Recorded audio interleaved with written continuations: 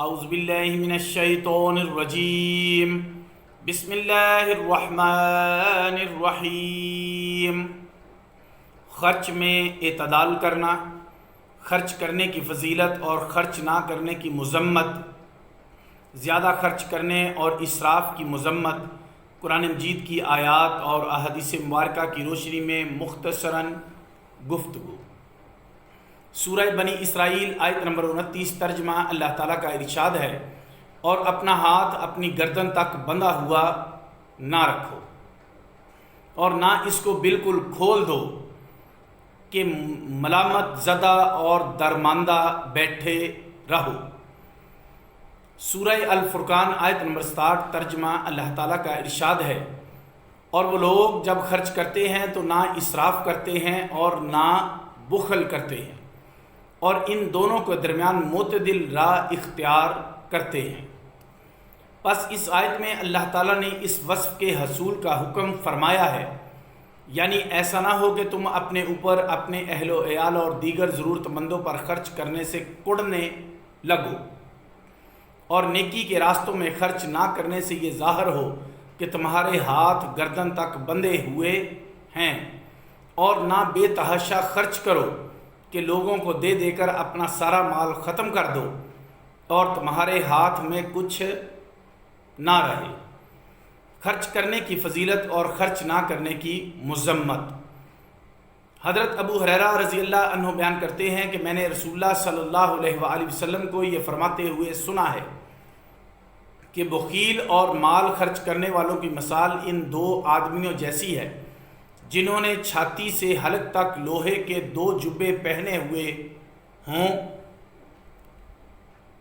خرچ کرنے والا جب مال خرچ کرتا ہے تو جبہ وسیع ہو کر اس کے جسم پر پھیل جاتا ہے، حتیٰ کہ اس کی انگلیوں اور نشانیوں کو بھی چھپا لیتا ہے، اور بخیل جب خرچ کرنے کا ارادہ کرتا ہے تو ہر حلقہ اپنی جگہ سے چمٹ جاتا ہے۔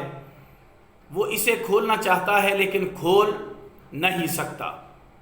حضرت اسماء بنت ابی بکر رضی اللہ عنہا بیان کرتی ہیں کہ رسول اللہ صلی اللہ علیہ وآلہ وسلم نے فرمایا، خرچ کرو اور گن گن کر نہ دو، ورنہ اللہ بھی تم کو گن گن کر دے گا، اور جمع کر کے نہ رکھو، ورنہ اللہ بھی تمہارا حصہ جمع کر کے رکھے گا۔ حضرت ابو ہریرہ رضی اللہ عنہ بیان کرتے ہیں کہ نبی صلی اللہ علیہ وآلہ وسلم نے مجھ سے فرمایا، اللہ تعالیٰ ارشاد فرماتا ہے، اے ابن آدم خرچ کر، میں تجھ پر خرچ کروں گا۔ حضرت ابو ہریرہ رضی اللہ عنہ بیان کرتے ہیں رسول اللہ صلی اللہ علیہ وآلہ وسلم نے فرمایا، ہر روز جب بندے صبح اٹھتے ہیں تو 2 فرشتے نازل ہوتے ہیں۔ ایک فرشتہ دعا کرتا ہے، اے اللہ خرچ کرنے والے کو عطا فرما، اور دوسرا فرشتہ دعا کرتا ہے کہ اے اللہ خرچ کرنے والے کا مال ضائع کر۔ اس سے مراد یہ ہے کہ انسان عبادات، مکارم اخلاق، اہل و عیال، مہمانوں اور صدقات وغیرہ پر خرچ کرے۔ ان مصارف پر خرچ کرنا مطلوب ہے اور ان مصارف پر خرچ نہ کرنا مذموم ہے۔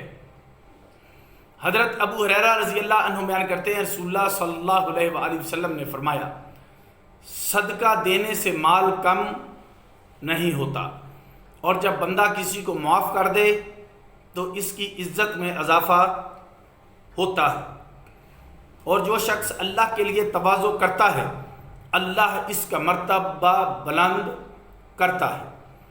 زیادہ خرچ کرنے اور اسراف کی مذمت میں احادیث مبارکہ۔ اس آیت میں فرمایا ہے، اور نہ اس ہاتھ کو بالکل کھول دو کہ ملامت زدہ اور درماندہ بیٹھے رہو۔ اس آیت کا معنی یہ ہے کہ جتنی ضرورت ہو اتنا خرچ کیا جائے، ضرورت سے زیادہ خرچ نہ کیا جائے، اور یہ بھی جائز محل کے متعلق ہے، ناجائز محل کے بالکل خرچ نہ کیا جائے۔ اسی طرح صدقہ اور خیرات بھی میانہ روی سے کیا جائے۔ ایسا نہ ہو کہ آج سارا مال خیرات کر دو اور کل بھیک مانگتے نظر آؤ۔ حضرت مغیرہ بن شعبہ رضی اللہ عنہ بیان کرتے ہیں کہ رسول اللہ صلی اللہ علیہ وآلہ وسلم نے فرمایا اللہ تعالیٰ نے تم پر یہ کام حرام کر دیے ہیں: ماؤں کی نافرمانی کرنا، بیٹیوں کو زندہ درگور کرنا، حق نہ دینا۔ 3 کام مکروہ کیے ہیں: فضول بحث کرنا، بکثرت سوال کرنا اور مال خرچ کرنا۔ نبی صلی اللہ علیہ وآلہ وسلم نے فرمایا بغیر اسراف اور تکبر کے کھاؤ اور پیو اور صدقہ کرو۔ اور حضرت ابن عباس رضی اللہ عنہ نے فرمایا جو چاہے کھاؤ اور جو چاہے پہنو جب تک اسراف اور تکبر نہ ہو۔ عمر بن شعیب اپنے والد سے اور وہ اپنے دادا سے روایت کرتے ہیں کہ رسول اللہ صلی اللہ علیہ وآلہ وسلم نے فرمایا کھاؤ اور پیو اور صدقہ کرو اور لباس پہنو بغیر تکبر اور اسراف کے۔ حضرت حمزہ بن صہیب بیان کرتے ہیں کہ حضرت صہیب کی کنیت ابو یحییٰ تھی اور وہ اپنے آپ کو عرب کہتے تھے اور وہ لوگوں کو بہت زیادہ طعام کھلاتے تھے۔ ان سے ایک دن حضرت عمر نے کہا اے صہیب تم نے ابو یحییٰ کنیت کیوں رکھی ہے حالانکہ تمہارا کوئی بیٹا نہیں ہے اور تم اپنے آپ کو عرب کہتے ہو اور تم سب زیادہ طعام کھلاتے ہو اور یہ مال میں اسراف ہے۔ حضرت صہیب نے کہا رسول اللہ صلی اللہ علیہ وسلم نے میری کنیت ابو یحییٰ رکھی تھی اور رہا نسب کے متعلق آپ کا اعتراض تو میں اہل موصل کے نمر بن قاصد کے خاندان سے ہوں۔ جب میں کم عمر تھا تو مجھے قیدی بنا لیا گیا لیکن مجھے اپنے گھر والوں کا اور اپنی قوم کا شعور تھا۔ اور رہا آپ کا یہ اعتراض کہ تم کھانا زیادہ کھاتے ہو تو رسول اللہ صلی اللہ علیہ وآلہ وسلم نے فرمایا ہے تم میں بہترین شخص وہ ہے جو کھانا کھلائے اور اسلام کا جواب دے۔ تو اس ارشاد نے مجھ کو اس پر بھارا کیا کہ میں زیادہ کھانا کھلاؤں۔ حضرت انس بن مالک رضی اللہ عنہ بیان کرتے ہیں رسول اللہ صلی اللہ علیہ وآلہ وسلم نے فرمایا تم اپنی ہر پسندیدہ چیز کھاؤ یہ بھی اسراف ہے۔